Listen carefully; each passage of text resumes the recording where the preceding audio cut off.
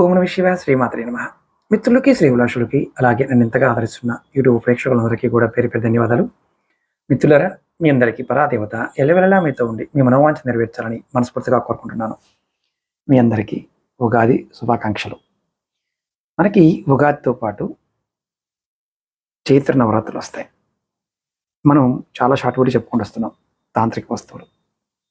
మీ దగ్గర ఎవరి దగ్గర అయినా సరే హతజోడి ఉందా?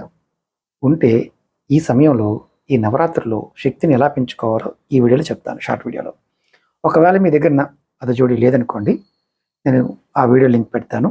లేనివారు ఖచ్చితంగా ఈ నవరాత్రుల్లో హతజోడి తీసుకోవడం ప్రయత్నించండి. మీ కోరికలు నెరవేరడానికి అమ్మవారి అనుగ్రహం, రాబోయే సంవత్సరంలో వచ్చే ఇబ్బందులన్నిటి నుంచి కూడా బయటపడడానికి మీకు ఒక రక్షణ కవచంలా పనిచేస్తుంది. ముఖ్యమైన రోజు మార్చి 25, మార్చి 26 ఈ రోజులు రాత్రులు చాలా శక్తివంతంగా ఉంటాయి.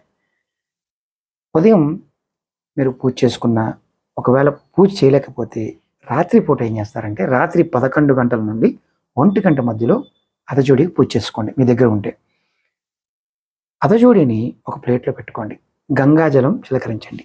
తర్వాత సింధూరాన్ని, లవంగల్ని, యాలకుల్ని, జాజికాయ, జాపత్రి, పచ్చకర్పూరం, లావెండరు, పునుగు, కస్తూరి ఇలాంటి సుగంధ పదార్థాలని సమర్పించండి. తర్వాత ఒక మంత్రం, ఓం ఐం హ్రీం క్లీం చాముండాయ విచ్చే. మరొకసారి చెప్తాను, ఓం ఐం హ్రీం క్లీం చాముండాయ విచ్చే. ఈ మంత్రాన్ని మీరు ఈ 2 రోజులు 11 మాలలు ఒకరోజు చేసిన అంటే 1128 సార్లు జపం చేసి మీ హతజోడిని పూజాగంధంలో పెట్టుకోండి, భద్రపరచుకోండి, బీరువాలో దాచుకోండి. ఇక్కడ చాలా ముఖ్యమైన విషయం ఏంటంటే శుచిగా ఉండటం. పూజ సమయంలో ఉతికిన బట్ట ధరించాలి, ఇడిచిన బట్ట ధరించకూడదు. వీలైతే ఈ 9 రోజులు అవకాశం ఉన్నవారు దీపం వెలిగించండి. ప్రత్యేకమైన శక్తి పెరుగుతుంది.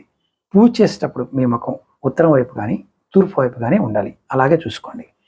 మీకు హతజోడి మీ దగ్గర ఉందనుకోండి, ఉన్నవారు ఖచ్చితంగా ప్రయత్నపూర్వకంగా నేను చెప్పిన విధానం ప్రయత్నించండి. ఇంకా హతజోడి గురించి తెలుసుకోవాలనుకునేవారు 9440593655 ఈ నెంబర్ కాంటాక్ట్ చేస్తే వారు డీటెయిల్స్ పంపిస్తారు. మీరు కావాలనుకునేవారు ముందుగా బుక్ చేసుకోండి. ఓకే మిత్రులారా, ఓం నమః శివాయ శ్రీమాత్రే నమః.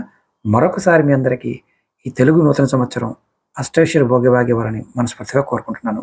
ఓం నమః శివాయ శ్రీమాత్రే నమః.